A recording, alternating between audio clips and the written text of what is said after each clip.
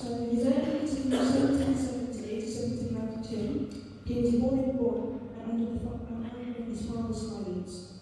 But this was largely tragedy because of Bonn's death. He was only 17 years old at this time. This happened in 1787. His then was father's health decline due to alcoholism. After this, seeking financial stability and moving to Europe in 1792. This starts the pivotal phase of his musical career. Thank you.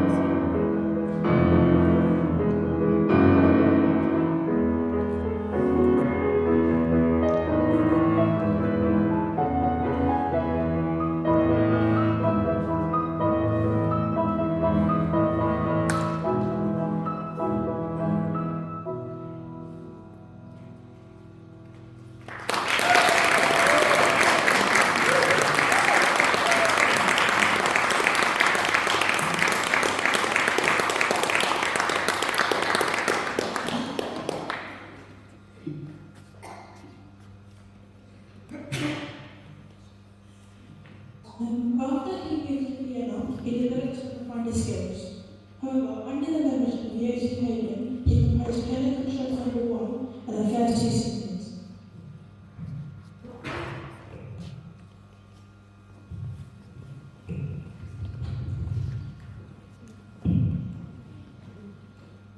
Ladies and gentlemen, one of Beethoven's greatest mentors was called Joseph Haydn.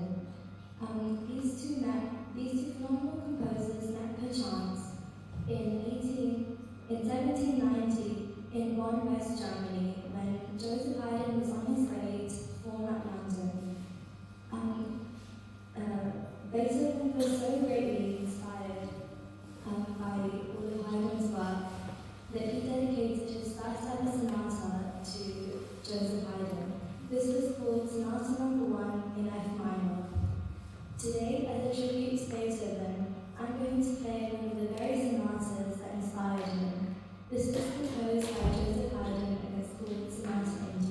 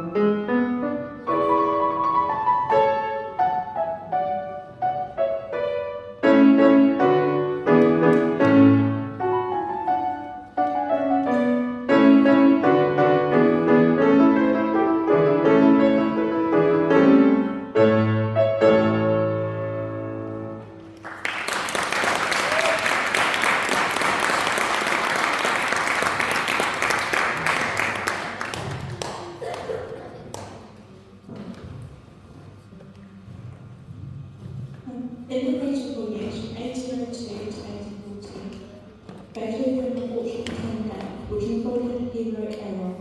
During this epoch, he reshaped original composition by a third symphony, Eroica, and fifth symphony, which highlighted the emotional depth, otherwise known as the Symphony of Fate. Lastly, a Passionata, also known as Kenneth Sonata.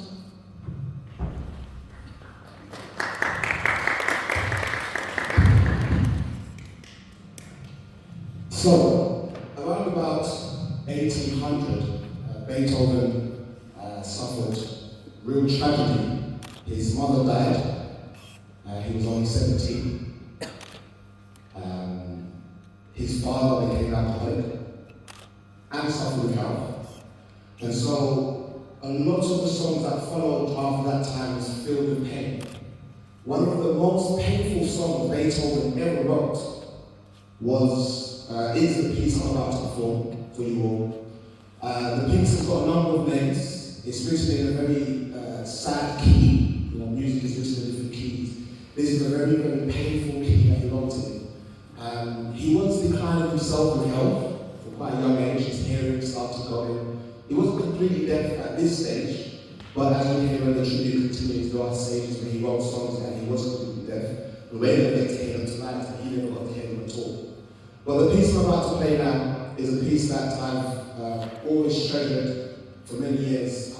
Very excited to perform it. I haven't performed it since I was younger than some of these children here, so it's been a long time. The piece itself is half an hour long, but don't worry, I'm not going to play the whole thing. It is 3 movements, kind of like films where they've got 3 sections, like Back to the Future and Harry Potter. So I'm only going to play a part of the first movement, which hopefully doesn't bore you, and you appreciate the pain that Beethoven was experiencing at this stage. So, with no further ado, I present to you Beethoven's Pathetique.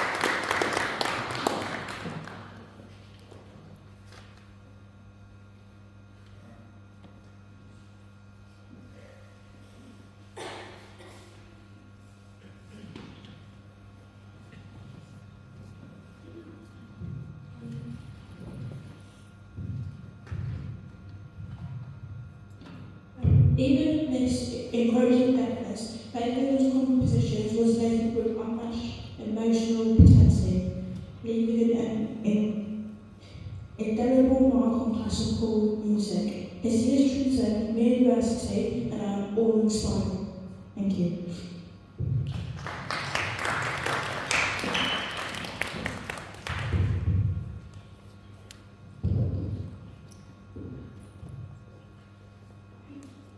Today I'm going to play Moonlight Sonata.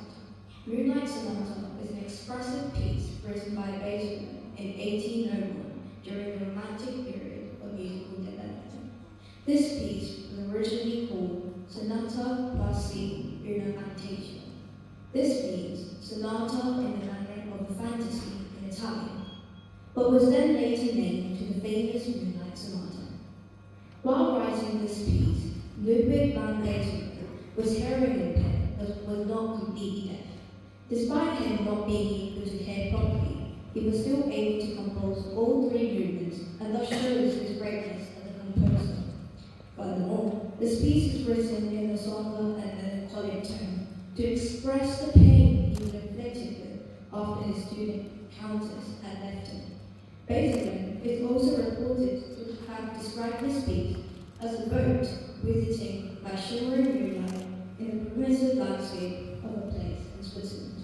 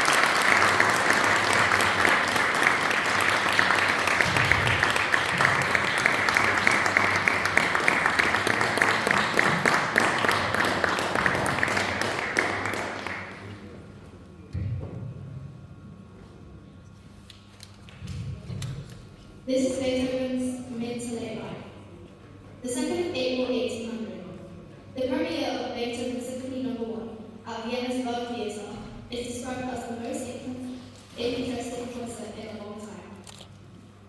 He was fast becoming the most sought-after young musician in Vienna, admired for his most remarkable piano playing, and in particular, his improvisations.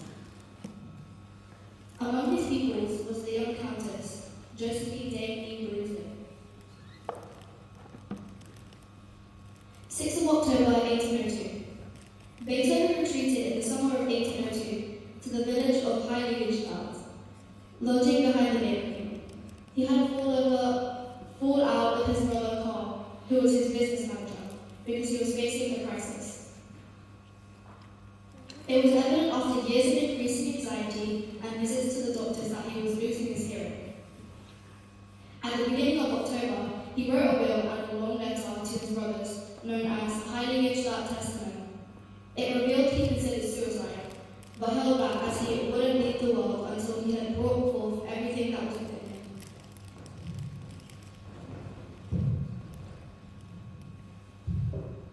The private premiere of Symphony No. 3 of Royka took place at Prince Lobkowitz's palace in Vienna.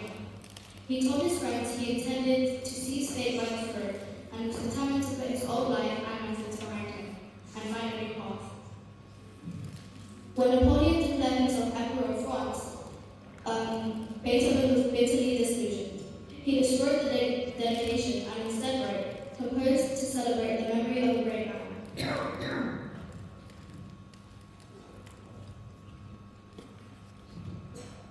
20th of November 1805. Beethoven Fidelio stumbles on its first line. Following Napoleon's first invasion of Vienna, most of the audience had already fled the city. So the premiere was attended by French soldiers and a handful of observers. The response was more enthusiastic. In the following days, Beethoven's friends pleaded with him to revise the work. Eventually he agreed. The revised version in 1806 ended abruptly when he became convinced that the theatre was swindling him, and he snatched at the score. The opera did not reach its final form until 1840.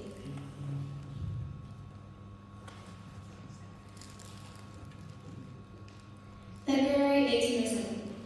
4 months after the rain-drenched walk in Silesia, the Appassionata Sonata was sent to the college. It was dedicated to Count Frank Brunswick, a close friend of Beethoven, but also the brother of Josephine Day. In 1804, Josephine was widowed, aged 25, with 4 small children. Beethoven had been trying to romance her by writing a series of impassioned love letters. Eventually, she rejected him, fearing that she would lose custody of her other children by marrying a commoner. 22nd of December 1808. Why stage just the one premiere when you can have 4? Over the course of a benefit concert in the Theatre an der Wien, Beethoven conducted the world premieres of Symphonies Nos. 5 and 6, plus the Piano Concerto No. 4 and the Choral Fantasia. The program also included parts of his Mass in C, the concert aria A Perfido, and some piano improvisations. It was a very cold night, and the concert lasted more than 4 hours, and by the end, most of the audience had already left. Not long afterwards, the Fifth Symphony attracted the attention of the author E.T.A. Hoffmann, who wrote Beethoven's music moves the lever controlling horror, fear, dread, pain, and awakens that infinite longing is the essence of romanticism.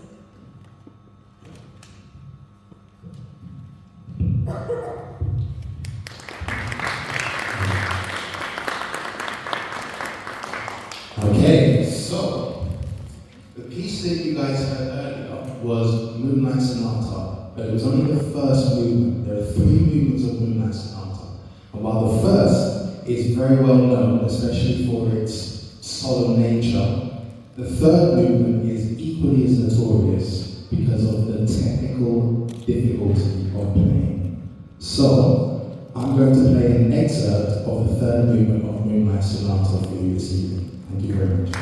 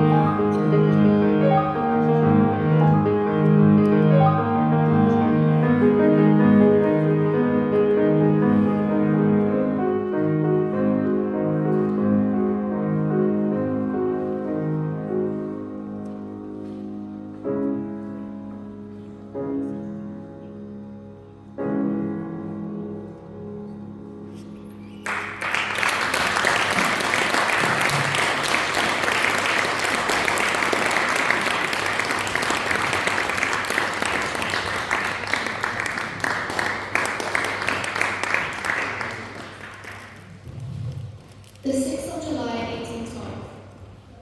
Beethoven's Letter to the Immortal Beloved was evidently written after an affair, but seemingly legacy.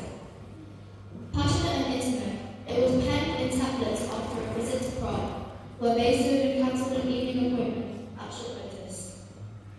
Possibly because of a surprise encounter, he named no intended recipient.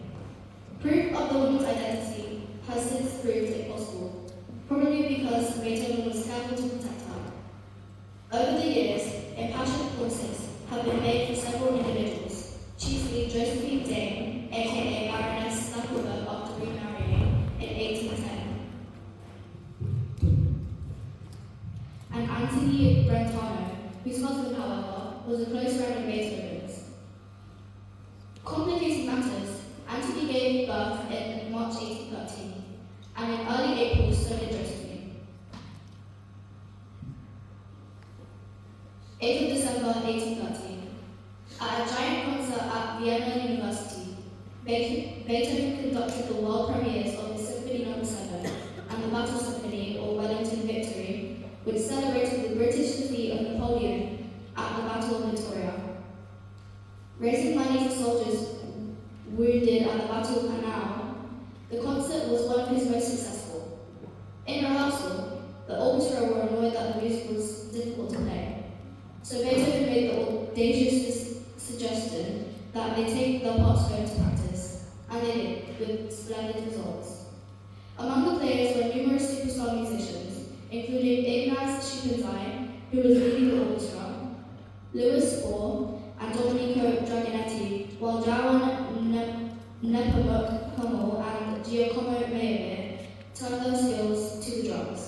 Both symphonies were later performed during the Congress of Vienna.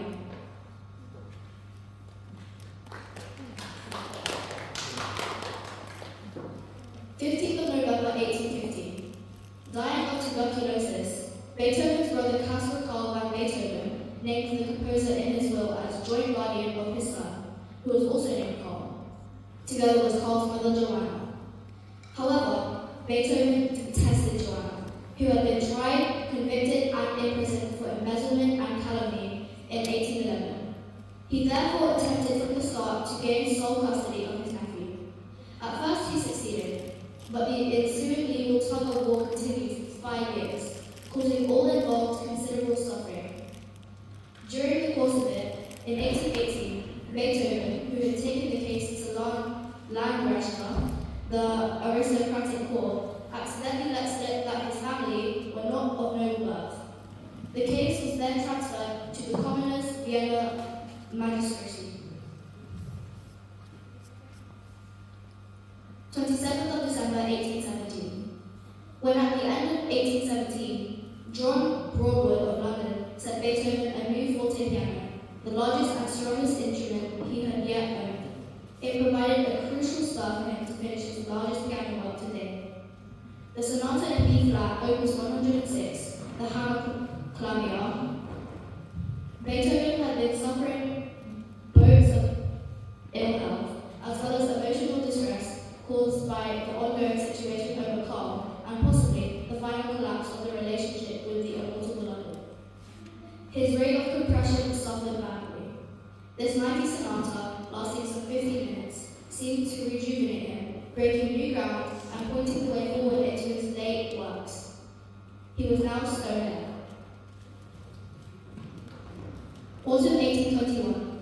Commissioned to write 3 piano sonatas, Beethoven had already completed the first, Opus 109, but then faced a fresh crisis of ill health and depression during the course of 1821, which held up to Opus 110 and 111. He composed little for the next rest of the year. One autumn day, he set out for a walk along the Danube Canal, lost track of time, and found himself far from home after dark, hungry and tired.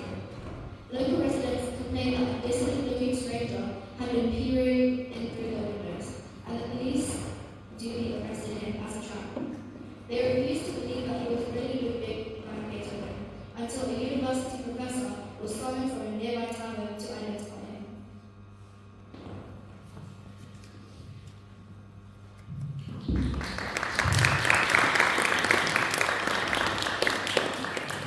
The song I'm playing is written around 1805 and it is called Irish Origin Minor.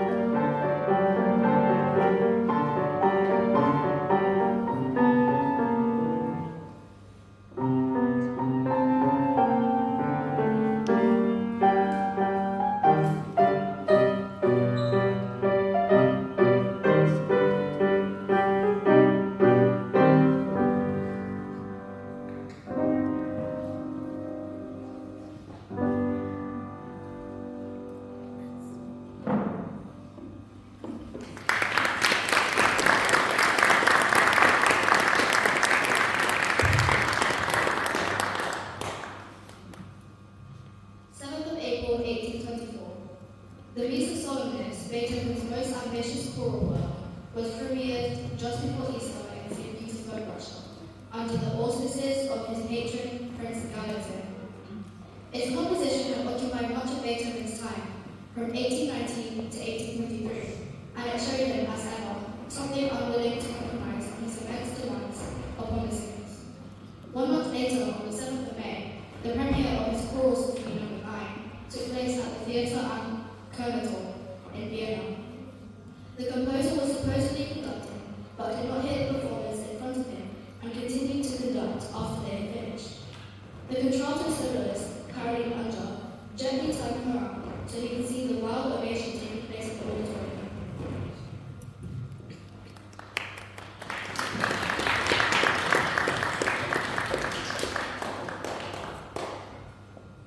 Hello, my name is Joe, and the piece I will be performing was composed by Beethoven in 1810. This is a Cosse in G.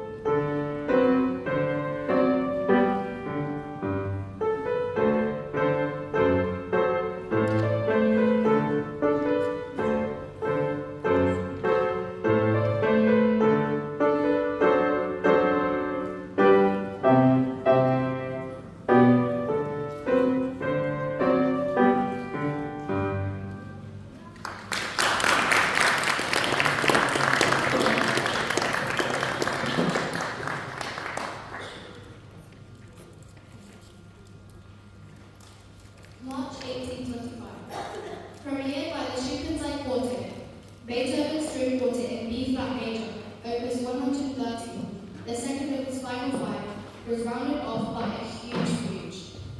The work was reasonably well received, but the fugue was deemed by one critic incomprehensible like the Chinese. Paul Holtz, the second violinist of the Schubert Quartet, told Beethoven that the two central movements were in chord, whereas the fugue was not. Beethoven reacted angrily. Subsequently, the publisher Ataria asked Holtz to persuade the composer to write a more user-friendly last movement. Beethoven agreed to this the next day, and the Rose Fugue was published separately as Opus 133.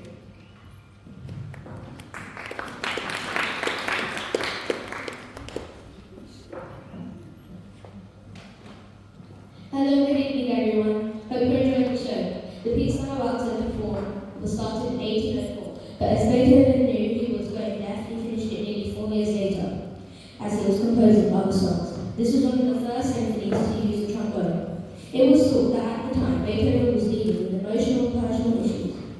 As a result of this symphony shows themes of faith and ultimate victory. Ladies and gentlemen, I present to you Ludwig van Beethoven's famous Fifth Symphony.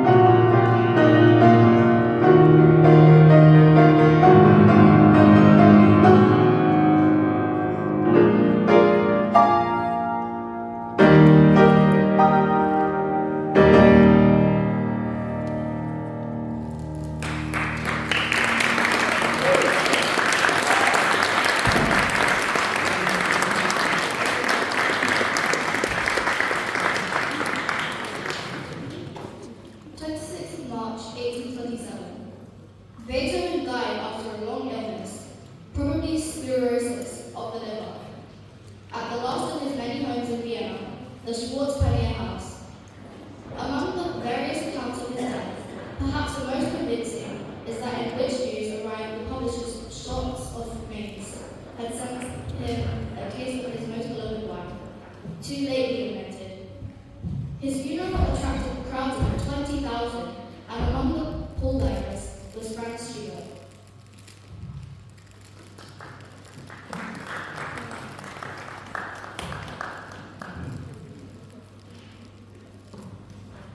Ladies and gentlemen, today I'm performing a song written by Ludwig van Beethoven, written in 27th of April 1810.